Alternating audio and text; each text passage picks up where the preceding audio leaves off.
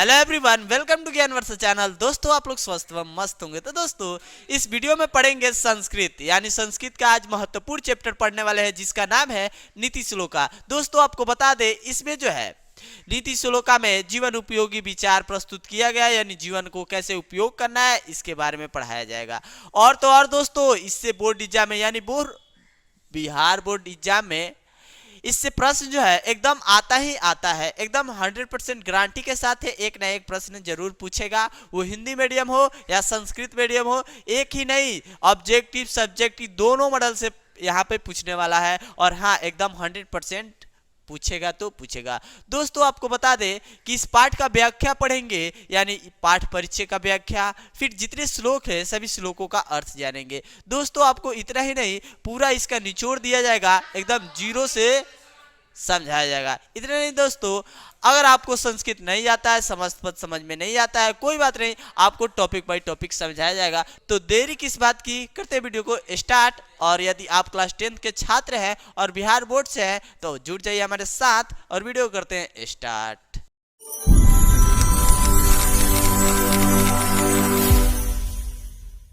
देखिए, चला कह रहा है नीति श्लोका। नीति श्लोका जो चैप्टर है सतम पाठ है, यानी 7 नंबर पाठ है।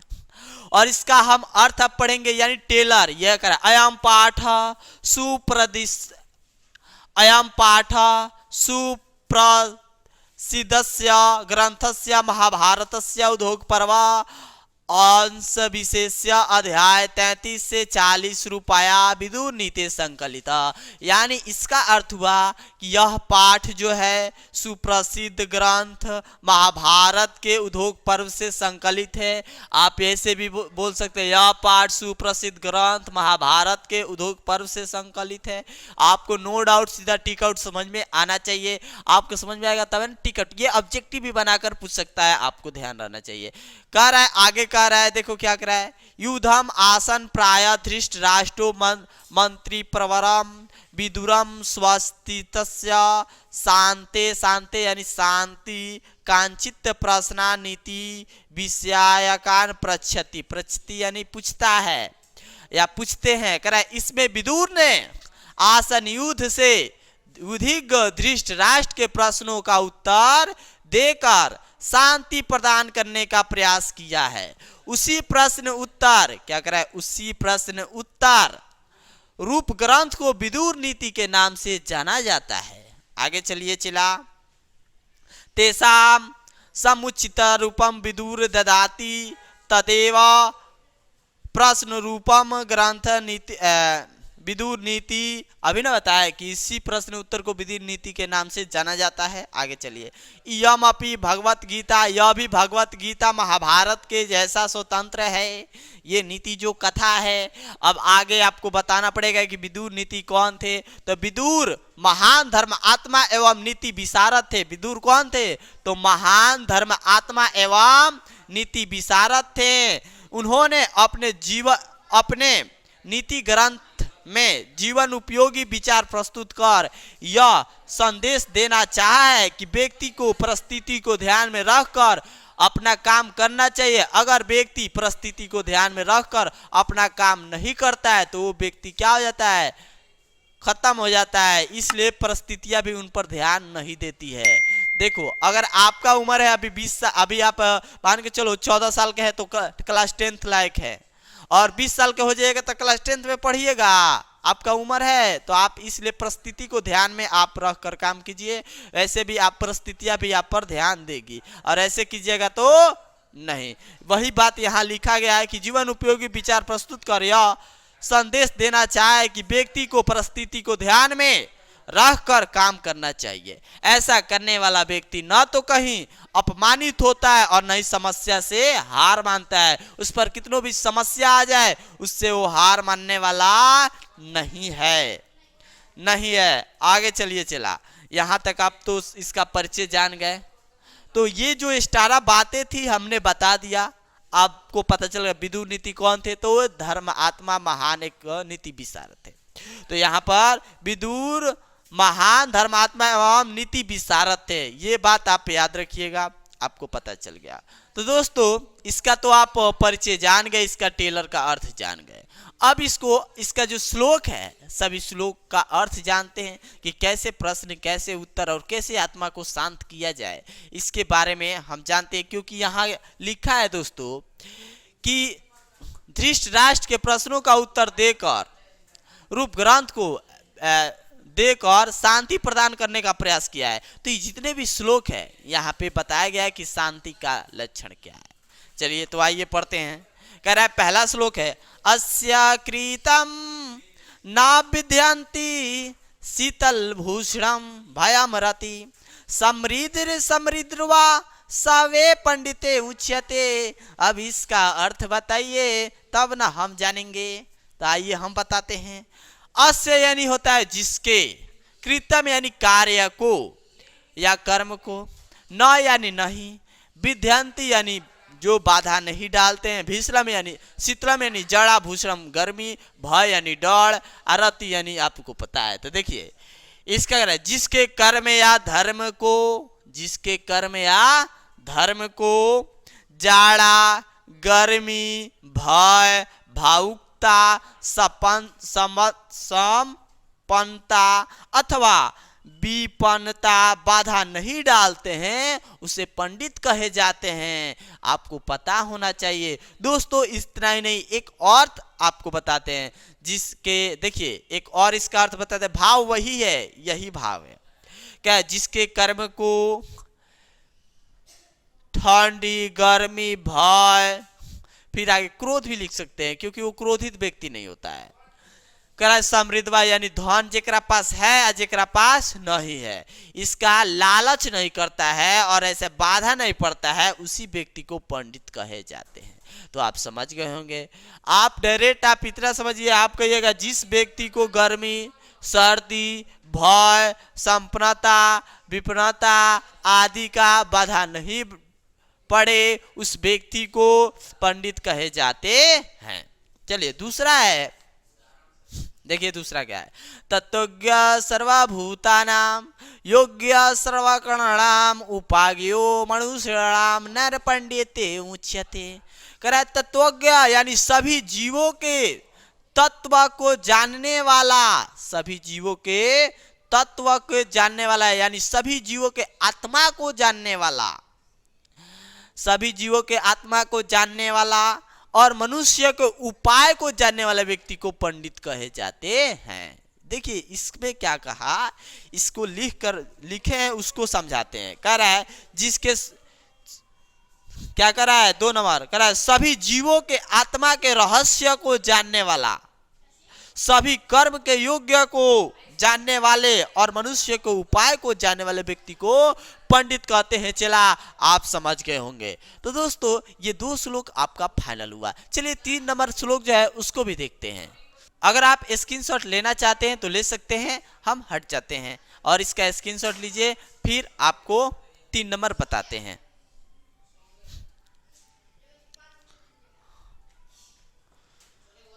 अब देखिए दोस्तों ये 3 नंबर जो श्लोक है इसको देखते हैं। कर अनाहुता परविशति अपृष्टो बहुभास्ते। क्या कह रहा है, चला अनाहुता प्रविष्टि अपृष्टो बहुभास्ते अविश्वस्ते विश्वस्ति मूर्छेता न राधव। कह रहा है अनाहुता, अनाहुता यानी होता है जो व्यक्ति बिना बुलाए, अनाहुता प्रविष्टि प्रवेश करता है, अपृष्टो बहुभास्ते बिन पूछे बहुत बोलता है, अविश्वस्ते जिस पर विश्वास नहीं किया जाए उस पर भी विश्वास करता है, मूर्छेता मूर्ख व्यक्ति होता है और नरों में अधम कोटि का होता है। नरों का 3 कोटि, उच्चतम कोटि और मध्यम कोटि और अधम कोटि। तो सबसे नीचे वाला होता है न कि ऊपर वाला होता है। ऐसा अधम कोटि नीच व्यक्ति, ऐसे व्यक्ति को लोग तुच्छ मानते हैं, है दृष्टि से देखते हैं। तो आइए आपको जो लिखे उसको भी समझाते हैं। कह रहा है जो व्यक्ति बिन पूछे या बिना बुलाए आता है, बिना कुछ पूछे बहुत कुछ बोलता है, जिस पर विश्वास नहीं किया जाए उस पर भी विश्वास करता है, ऐसा मूर्ख व्यक्ति होता है। अर्थात ऐसे व्यक्ति को लोग नीच दृष्टि से देखते हैं। तो आशा करते हैं आप समझ गए होंगे। अब 4 नंबर श्लोक को देखते हैं। तो आइए देखिए, चला ये 4 नंबर श्लोक है, इसको समझते हैं। कर एको धर्म परम श्रेय छम एका शांति रुतमा शांति रुतमा विदेका परमात्रीति अहिंसेखा सुवाहा। इसका अर्थ हुआ एको धर्म परम श्रेय, एक धर्म ही सबसे बड़ा धन है। क्षमे का शांति रुतमा, एक क्षमा ही सबसे उत्तम शांति हो।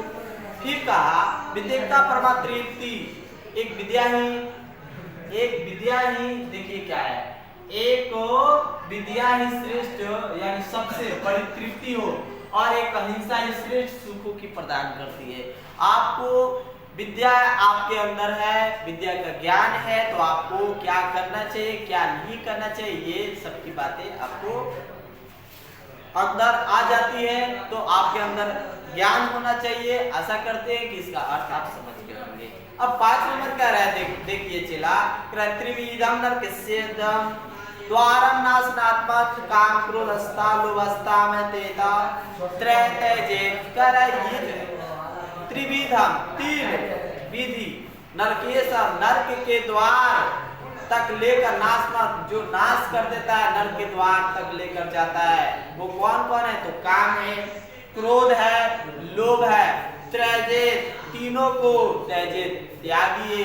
तो इसको लिख कर बताए, नरक का 3 द्वार है, काम क्रोध तथा लोभ, जो अपने आप को नष्ट कर देता है, इसलिए इसे त्याग देना चाहिए।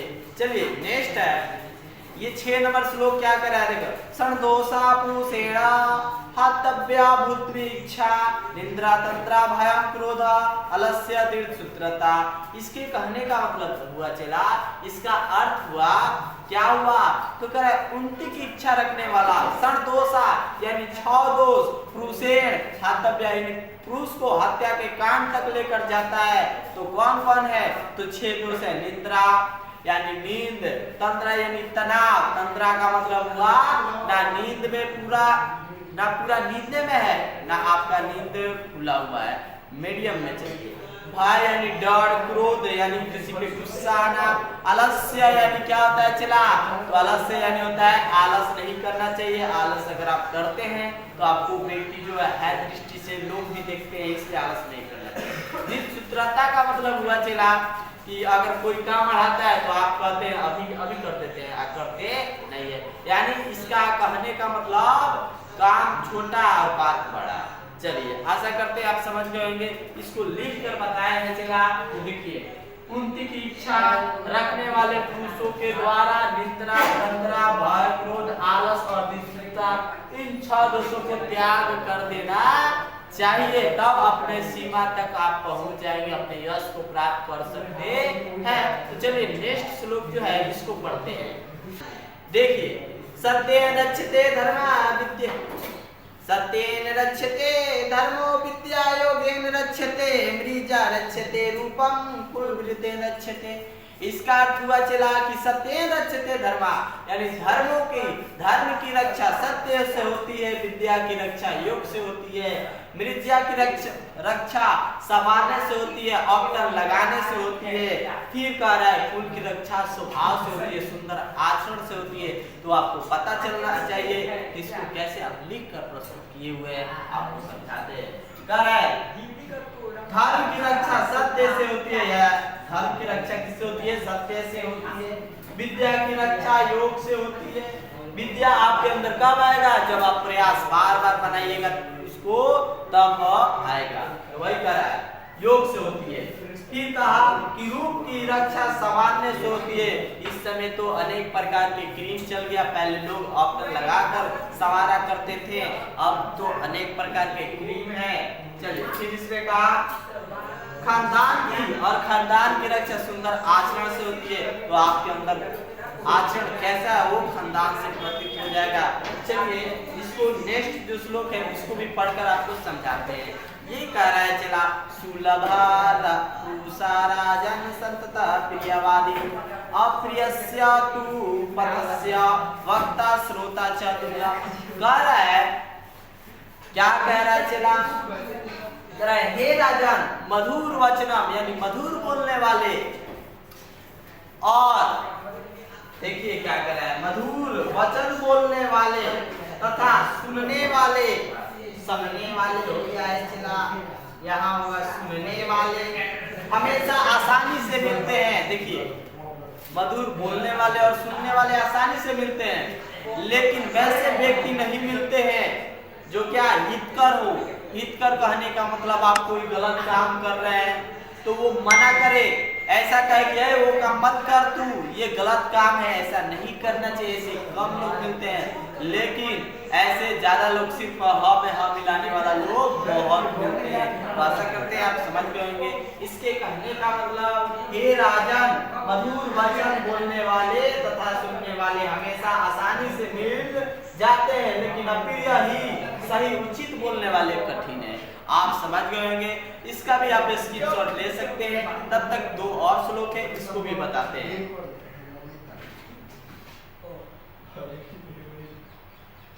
देखिए जो 9 नंबर है, ये श्लोक क्या कर रहा है, पूजनिया महाभागा पुण्याश्च गृह दीप्त्या स्त्रिया श्रियो गृह योक्ता अस्तम्मा द्रक्षया विशेष्यता। इसका मतलब हुआ चला कि स्त्रियां जो है लक्ष्मी होती है। क्या होती है? स्त्रियां घर की लक्ष्मी होती है। इन्हीं से क्या कर रहा है, इन्हीं से परिवार की प्रतिष्ठा बढ़ती है। प्रतिष्ठा यानी इज्जत बढ़ती है। आगे कहा यह, देखिए इसमें कहा है यह जो स्त्री होती है यह महापुरुषों को जन्म देने वाली होती है, इसलिए स्त्रियां यानी स्त्री लोग का विशेष रूप से रक्षा योग्य करना चाहिए, यानी उसका रक्षा करना चाहिए। उस व्यक्ति का, उस स्त्री का, व्यक्ति का नहीं, स्त्री का रक्षा अच्छा से करना चाहिए। वो लोग क्या महापुरुषों तक का भी जन्म देती है, तो आप लोग को पता होना चाहिए। आप समझ गए होंगे। तो देखिए यहाँ पे लिखा हुआ है, स्त्रियां घर की लक्ष्मी होती है, इन्हीं से परिवार की रक्षा प्रतिष्ठा बढ़ती है। यहाँ महापुरुषों की जन्म देने वाली होती है, इसलिए स्त्रियां विशेष रूप से रक्षा करने योग्य होती है। चलिए नेक्स्ट जो श्लोक है इसको भी देखते हैं। क्या लगता है,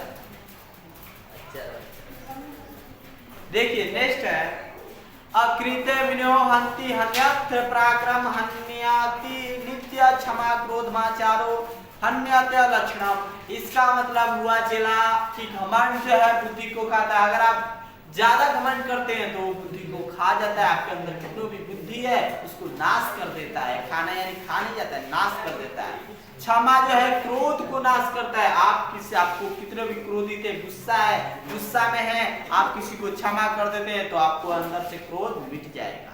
फिर कह रहा है हमें अपने अंदर जो है लक्षण किसका अपनाना चाहिए, या क्रोध का या क्षमा का, तो हमें अपने अंदर क्षमा का क्षमा का लक्षण अपनाना चाहिए, क्रोध का नहीं। तो वही बात यहाँ लिखा हुआ है, घमंड बुद्धि को खाता है, ठीक उसी प्रकार क्षमा क्रोध को खाता है।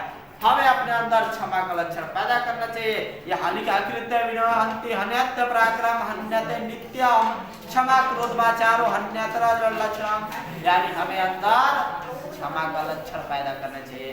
तो दोस्तों आशा करते हैं यह वीडियो आपको पसंद आई होगी। वीडियो पसंद आए तो वीडियो को लाइक कीजिए, और आप हमारे चैनल पर नए हैं तो हमारे चैनल को सब्सक्राइब कीजिए। दोस्तों नेक्स्ट वीडियो में इसका क्वेश्चन आंसर लेकर आने वाले हैं, यानी संस्कृत मीडियम इसका कैसे प्रश्न पूछता है, बोर्ड एग्जाम में कैसे आएगा, और इससे प्रश्न एकदम आने वाला ही है, एकदम आएगा 100% यह गारंटी है। इसलिए इस चैप्टर को, इस पार्ट को पूरे जड़ से जानिए, पूरे निचोड़ जानिए इसका। तो दोस्तों मिलते हैं नेक्स्ट वीडियो में, तब तक के लिए bye friends, take care, bye.